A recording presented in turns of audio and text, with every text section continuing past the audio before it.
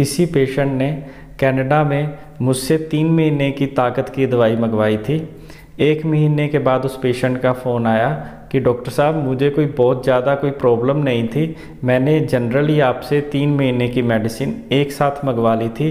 अब 1 महीने के सेवन करने के बाद मुझे कोई प्रॉब्लम नहीं है, लेकिन मेडिसिन जो है वो 2 महीने की बची रह गई है।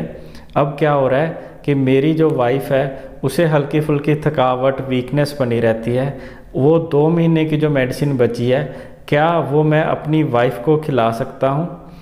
ऐसा बहुत बार पेशेंट के साथ होता है। स्पेशली जो बाहर पेशेंट होते हैं वो मेडिसिन बाहर मंगवा लेते हैं क्योंकि कोरियर चार्जेस ज़्यादा लगते हैं, तो वो कई बार इंडिया आए होते हैं या फ़ोन पे मंगवाते हैं, तो वो लगभग 2 महीने की 3 महीने की मेडिसिन जो है वो एक साथ मंगवा लेते हैं। तो वो बाद में पूछते हैं कि क्या ये मेडिसिन मैं अपने फादर को खिला सकता हूँ, उनकी एज 60 साल हो चुकी है, क्या मैं ये मेडिसिन अपनी मदर को खिला सकता हूँ? तो इन चीज़ के बारे में आपको मैं विस्तार से बताऊंगा। आयुर्वेद में ताकत की दवाइयाँ के 2 अलग अलग विभाजन किए गए हैं।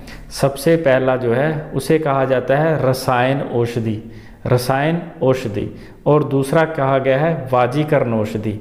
रसायन औषधि क्या होती है? जो हमारे शरीर को ताकत देती है। जितनी भी ऐसी मेडिसिन है जो हमारे शरीर को ताकत देंगी उसे रसायन औषधि कहा जाता है। जो हमारे प्राइवेट पार्ट को आ गया, हमारे जनन इंद्रिया को ताकत देने के लिए आ गया, हमारी सेक्स पावर को बढ़ाने के लिए आ गया, उन सारी औषधियों को वाजीकरण औषधियाँ कहा जाता है। जितनी भी रसायन औषधि हैं वो आप बच्चों को खिला सकते हो, आप बड़ों को खिला सकते हो, आप यंग एज में मेल फीमेल किसी को भी खिला सकते हो। अगर उसे जनरल वीकनेस है तो उसे आप खिला सकते हो, उसका आपको फ़ायदा मिलेगा।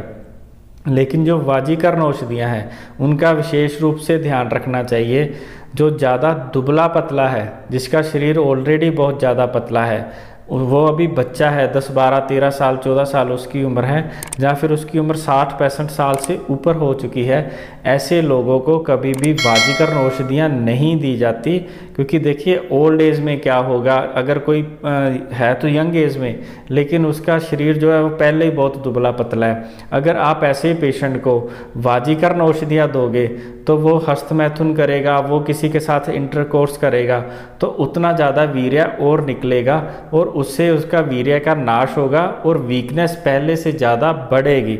इसलिए जितने भी ओल्ड एज के लोग हैं उन्हें कभी भी ज़्यादा दुबले पतलों को, बच्चों को कभी भी वाजीकरण औषधियाँ आपको नहीं देनी है। अगर आपकी मेडिसिन बची भी रह गई है तो वो जल्दी से ख़राब नहीं होती। बाहर तो वैसे भी टेम्परेचर जो है वो माइनस में ज़्यादातर चलता है, तो मेडिसिन की जो लाइफ है वो काफ़ी लंबी मेडिसिन की लाइफ रहती है। वो 1 साल 2 साल अगर पड़ी भी रहेगी तो वो वहाँ पे ख़राब नहीं हो सकती। हाँ, अगर आपने डॉक्टर से रसायन औषधि बनवाई है, रसायन औषधि का आपने बाहर आपने मंगवाई है, तो वो आप डोज को कम ज़्यादा करके आप बच्चों को, आप वाइफ को, आप अपने घर में जो बुजुर्ग हैं उसे भी आप दे सकते हो।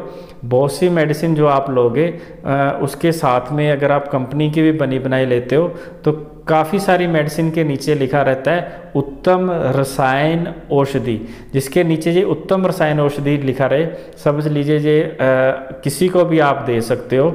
अगर उसके पीछे वाजीकरण औषधि लिखा गया है तो आपको उसे किसी बच्चे को, बुजुर्ग को, दुबले पतले इंसान को उसका सेवन नहीं करवाना है। ऐसी ही और वीडियो देखने के लिए हमारे चैनल को सब्सक्राइब कीजिए। धन्यवाद।